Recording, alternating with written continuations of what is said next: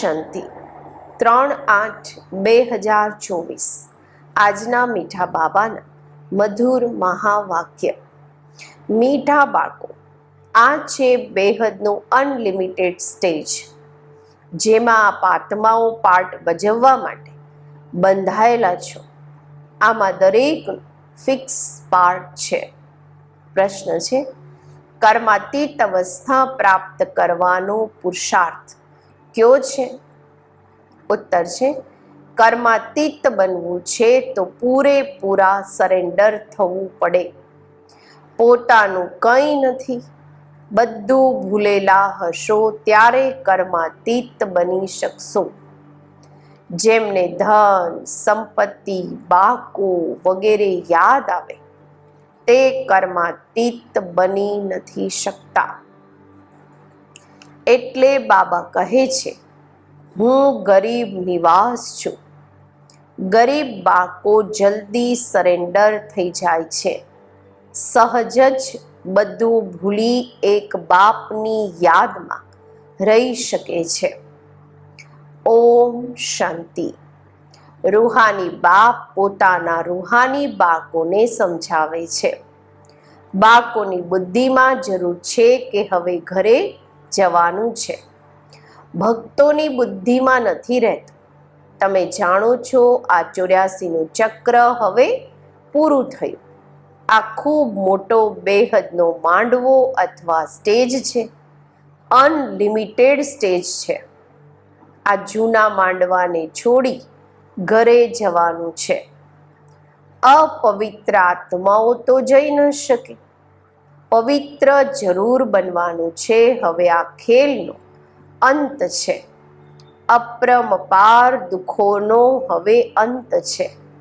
આ સમયે આ બધો માયાનો પંપ છે, જેને મનુષ્ય સ્વર્ગ સમજે છે। કેટલા મહેલ, માળિયા, મોટર વગેરે છે। આને કહેવાય છે માયાની કોમ્પિટિશન। નર્કની સ્વર્ગની સાથે કોમ્પિટિશન છે। અલ્પકાળ માટે સુખ છે। આ છે માયાની લાલચ। ડ્રામા અનુસાર કેટલા અસંખ્ય મનુષ્ય છે। પહેલા તો ફક્ત એક આદિ સનાતન દેવી દેવતા ધર્મ જ હતો। હવે તો માંડવો પૂરો ભરાઈ ગયો છે। હવે આ ચક્ર પૂરું થવાનું છે। બધા તમો પ્રધાન છે। સૃષ્ટિ પણ તમો પ્રધાન છે। પછી સતો પ્રધાન થવાની છે। આખી સૃષ્ટિ નવી જોઈએ ને, નવીથી જૂની, જૂનીથી નવી। આ તો અસંખ્ય વાર ચાલતું આવ્યું છે। અનાદિ ખેલ છે। ક્યારે શરૂ થયો એ નથી કહી શકતા। અનાદિ ચાલ્યો જ રહે છે, ચાલતો જ રહે છે। આ પણ તમે જાણો છો, બીજા કોઈ નથી જાણતા। તમે પણ આ જ્ઞાન મળવાના પહેલા કંઈ નહોતા જાણતા। દેવતા પણ નહોતા જાણતા। ફક્ત તમે પુરુષોત્તમ સંગમયુગી બ્રાહ્મણ જ જાણો છો। પછી આ જ્ઞાન પ્રાય લોપ થઈ જશે। બાપે સુખધામના માલિક બનાવ્યા, બાકી બીજું શું જોઈએ? બાપ પાસેથી જે મળવાનું હતું મેળવી લીધું, બાકી કંઈ મેળવવા માટે રહેતું નથી। તો બાપ સમજાવે છે, બાળકો તમે જ સૌથી વધારે પતિત બનો છો। પહેલા તમે જ આવ્યા છો પાર્ટ ભજવવા। તમારે જ પહેલા જવું પડશે। ચક્ર છે ને, પહેલા તમે જ માળામાં પરોવાશો। આ રુદ્ર માળા છે ને, દોરામાં આખી દુનિયાના મનુષ્ય પરોવાયેલા છે। દોરાથી નીકળી પરમધામમાં ચાલ્યા જશે, પછી આવી રીતે જ દોરામાં પરોવાતા જશે। ખૂબ મોટી માળા છે। શિવ બાબાના કેટલા અસંખ્ય બાળકો છે। પહેલા તમે દેવી દેવતાઓ આવો છો। આ છે બેહદની માળા।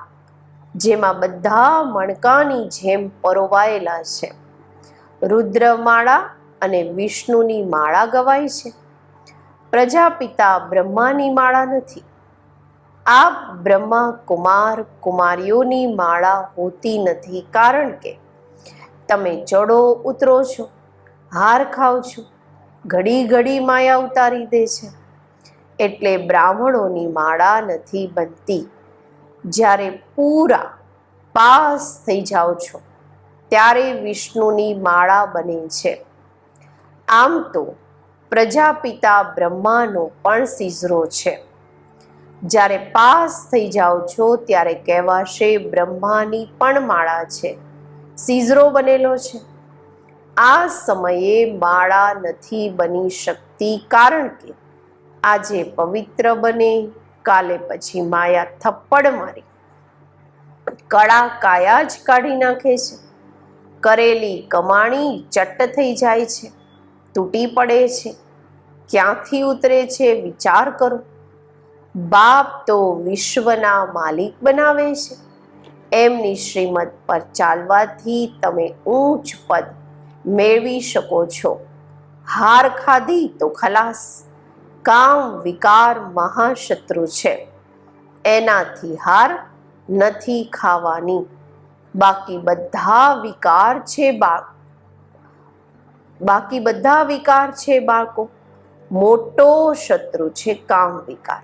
બાકી બધા વિકાર બાળકો છે, બચ્ચાઓ છે, પણ મોટો વિકાર છે કામ વિકાર. એના ઉપર જ જીત મેળવવાની છે. કામ પર જીત મેળવવાથી તમે જગત જીત બનશો. આ 5 વિકાર અડધા કલ્પના દુશ્મન છે, તે પણ છોડતા નથી. બધા બૂમો પાડે છે. ક્રોધ કરવો પડે છે, પરંતુ જરૂર શું પડી છે? પ્રેમથી પણ કામ થઈ શકે છે. ચોરને પણ પ્રેમથી જો સમજાવશો તો તે ઝટ સાચું કહી દેશે. બાપ કહે છે હું પ્રેમનો સાગર છું ને, તો બાળકોએ પણ પ્રેમથી કામ લેવાનું છે. ભલે કોઈ પણ ઓપોઝિશન હોય, ગમે એવી પરિસ્થિતિ હોય, બાબાની પાસે મિલિટરીવાળા પણ આવે છે. એમને પણ બાબા સમજાવે છે, તમે સ્વર્ગમાં જવા ઈચ્છો છો તો ફક્ત શિવ બાબાને યાદ કરો. એમને કહેવાય છે તમે યુદ્ધના મેદાનમાં મરશો તો સ્વર્ગમાં જશો. હકીકતમાં યુદ્ધનું મેદાન તો આ છે, કર્મક્ષેત્ર, જ્યાં દરેક કર્મમાં યુદ્ધ છે. તે તો લડાઈ કરતા કરતા મરી જાય છે, તો પછી ત્યાં જઈને જન્મ લે છે, કારણ કે સંસ્કાર લઈ જાય છે ને. સ્વર્ગમાં તો જઈ ન શકે. તો બાબા એમને સમજાવતા હતા, શિવ બાબાને યાદ કરવાથી તમે સ્વર્ગમાં જઈ શકો છો, કારણ કે સ્વર્ગની સ્થાપના થઈ રહી છે. શિવ બાબાની યાદથી જ વિકર્મ વિનાશ થશે. આ થોડું પણ જ્ઞાન મળ્યું ને, તો અવિનાશી જ્ઞાનનો વિનાશ નથી થતો. આપ બાળકો આ મેળા વગેરે કરો છો તો કેટલી પ્રજા બને છે. તમે રૂહાની સેના છો ને, આમાં કમાન્ડર, મેજર વગેરે થોડા હોય છે. પ્રજા તો ખૂબ બને છે. જે સારી રીતે સમજે છે તો કંઈ ને કંઈ સારું પદ મેળવે છે. આમાં પણ ફર્સ્ટ, સેકન્ડ, થર્ડ ગ્રેડ હોય છે. તમે શિક્ષા આપતા રહો છો. કોઈ તો બિલકુલ આપ સમાન બની જાય છે, કોઈ સૌથી ઉપર પણ જઈ શકે છે. જુઓ, જોવાય છે એકબીજા કરતા ઉપર ચાલ્યા જાય છે, નવા જૂના કરતા આગળ ચાલ્યા જાય છે.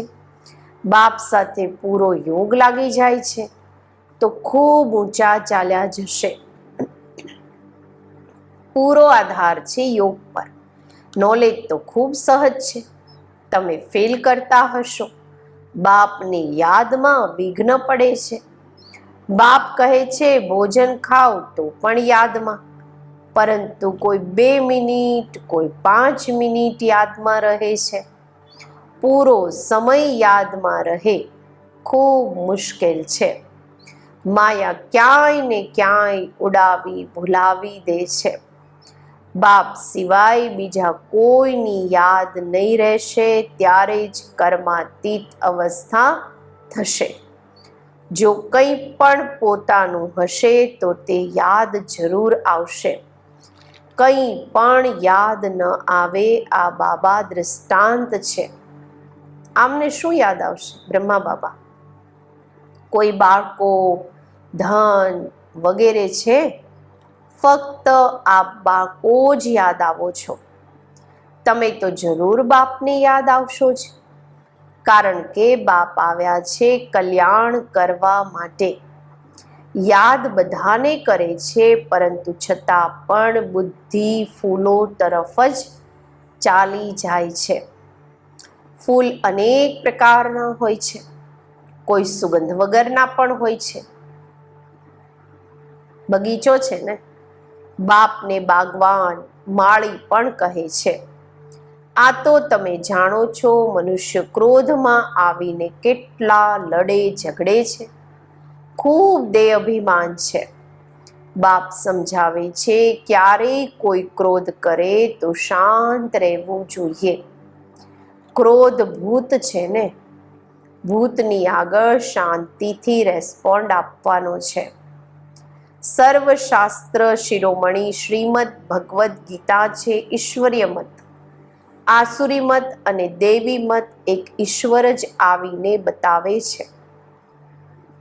રાજયોગની નોલેજ આપે છે, પછી આ નોલેજ ગુમ થઈ જશે. રાજાઓના રાજા બની ગયા પછી નોલેજ શું કરશો? 21 જન્મ તો પ્રાલબ્ધ ભોગવો છો. ત્યાં આ ખબર નથી પડતી કે આ પુરુષાર્થનું ફળ છે. અનેક વાર તમે સતયુગમાં ગયા છો. આ ચક્ર ફરતું રહે છે. સતયુગ ત્રેતા છે જ્ઞાનનું ફળ. એવું નથી કે ત્યાં જ્ઞાન મળે છે. બાપ આવીને અહીં ભક્તિનું ફળ, જ્ઞાન આપે છે.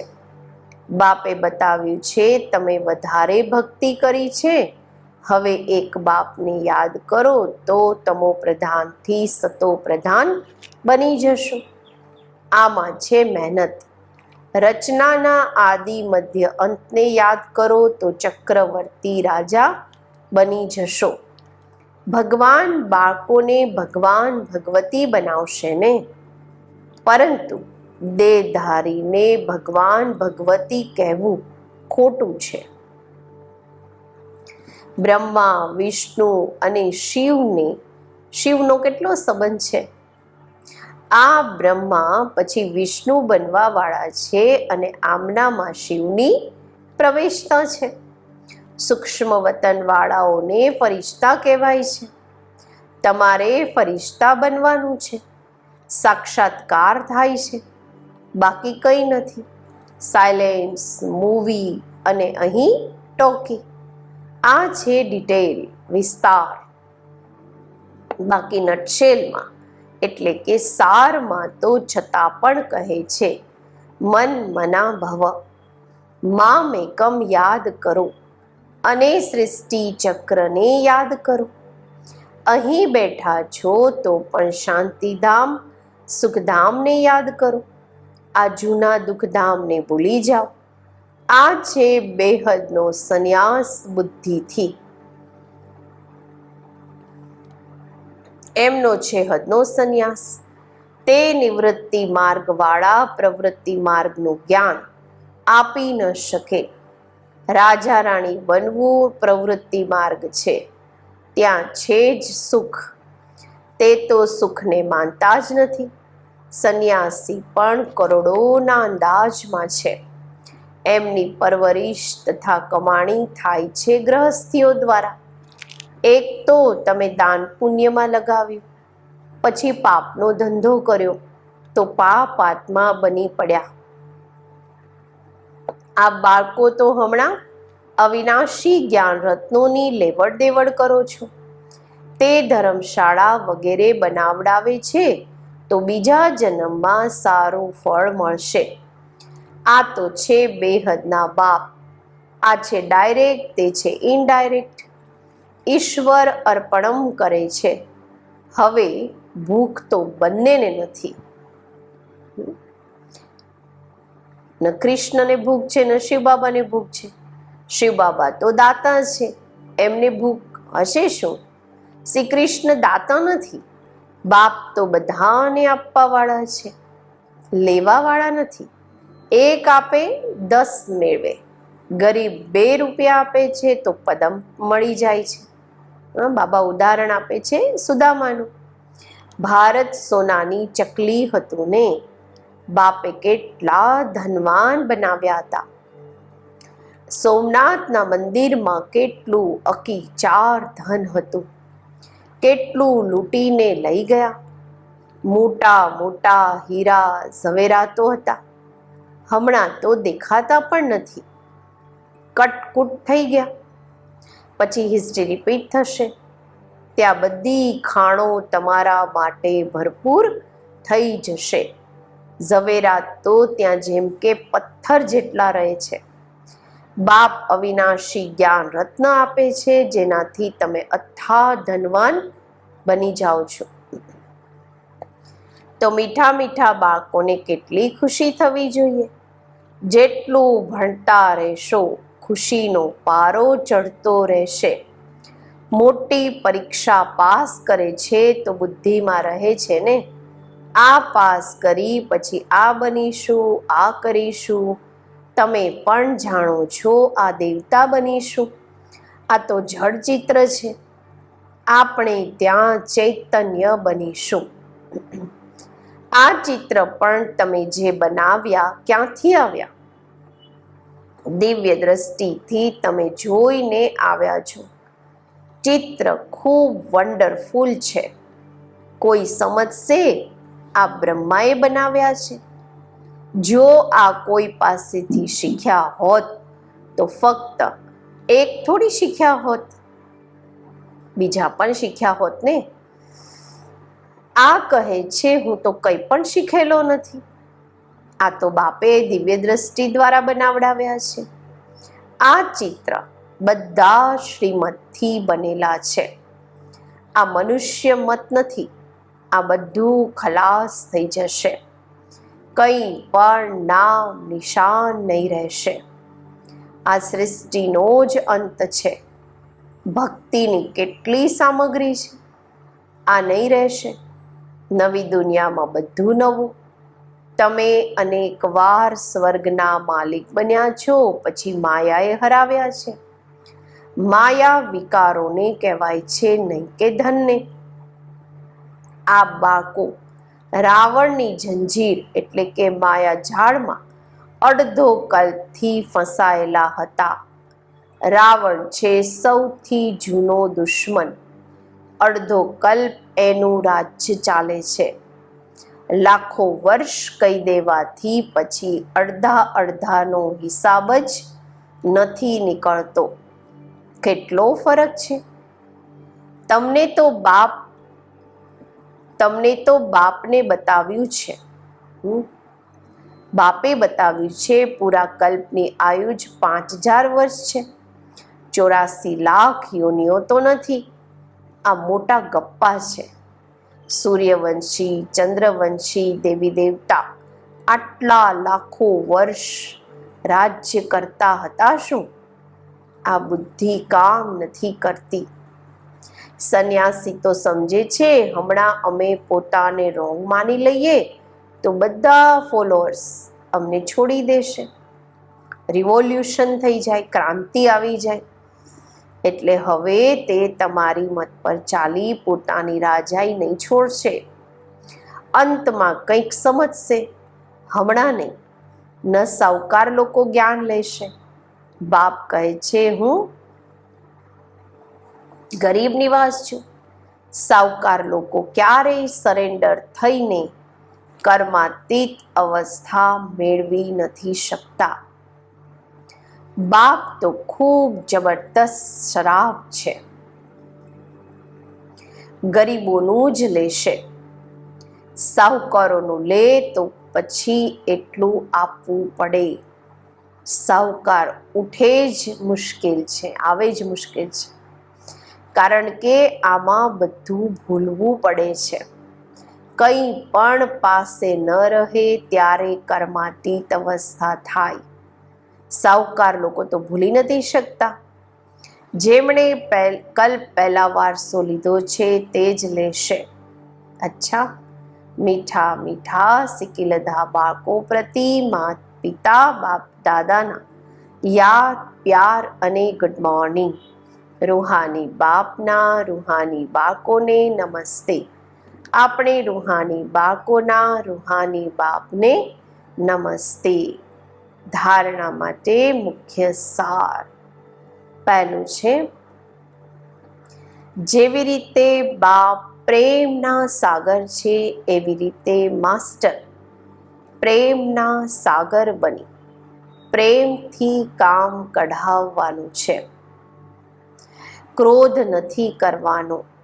કોઈ ક્રોધ કરે તો તમારે શાંત રહેવાનું છે. બીજું, બુદ્ધિથી આ જૂની દુઃખની દુનિયાને ભૂલી બેહદના સંન્યાસી બનવાનું છે. શાંતિધામ અને સુખધામને યાદ કરવાના છે. અવિનાશી જ્ઞાન રત્નોની લેવડ દેવડ કરવાની છે. આજનું વરદાન, વિકારો રૂપી ઝેરીલા સાપોને ગળાની માળા બનાવવા વાળા શંકર સમાન તપસ્વી મૂર્ત ભવ. બાબાએ કહ્યું છે, આ 5 વિકાર જે લોકોને માટે ઝેરીલા સાપ છે, આ સાપ આપ યોગી તથા પ્રયોગી આત્માના ગળાની માળા બની જાય છે. આ આપ બ્રાહ્મણો અથવા બ્રહ્મા બાપના અશરીરી તપસ્વી શંકર સ્વરૂપનું યાદગાર આજ સુધી પણ પૂજાય છે. બીજું, આ સાપ ખુશીમાં નાચવાની સ્ટેજ એટલે કે સ્થિતિ બની જાય છે. આ સ્થિતિ સ્ટેજના રૂપમાં દેખાડે છે. તો જ્યારે વિકારો પર આવો વિજય થાય ત્યારે કહેવાશે સંપૂર્ણ તપસ્વી મૂર્ત પ્રયોગી આત્મા. સ્લોગન છે, જેમનો સ્વભાવ મીઠો શાંત ચિત્ત છે એના પર ક્રોધનો ભૂત વાર નથી કરી શકતો. ઓમ શાંતિ.